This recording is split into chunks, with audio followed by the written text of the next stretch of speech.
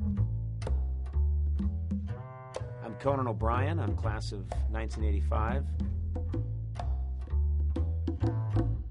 One of the most surreal experiences of my adult life is I spent a very intense period of my senior year writing a thesis called Literary Progeria in the Works of Flannery O'Connor and William Faulkner. It's this idea that I had fallen in love with, that the South was prematurely old because it was part of a young, undefeated nation, yet it was old in new defeat.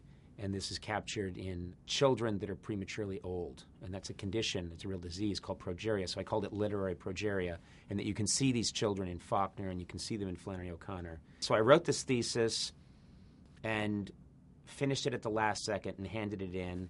It did pretty well. One professor thought it was genius and gave it a summa. Another professor said, this guy's an idiot, and gave it cum laude. And then they gave it to a third professor to figure it out, and he said, I think he's a genius who's also an idiot, and then Magna.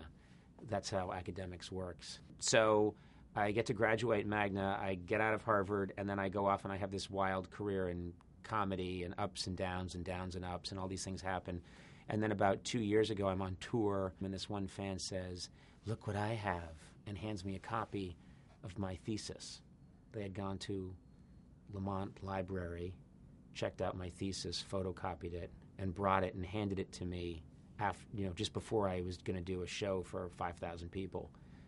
And I hadn't seen it since 1985. I'm holding it and I'm opening it up, and it's like a Vietnam vet going back into the jungle without being prepared beforehand. So I was shaking and looking at it and suddenly flashing back to the hamburgers that I kept under my bed because I would eat them while I was writing the thesis and doing the bibliography and put them under the bed and they would rot, and how I lost my mind. And so that was crazy. That was a coming full circle.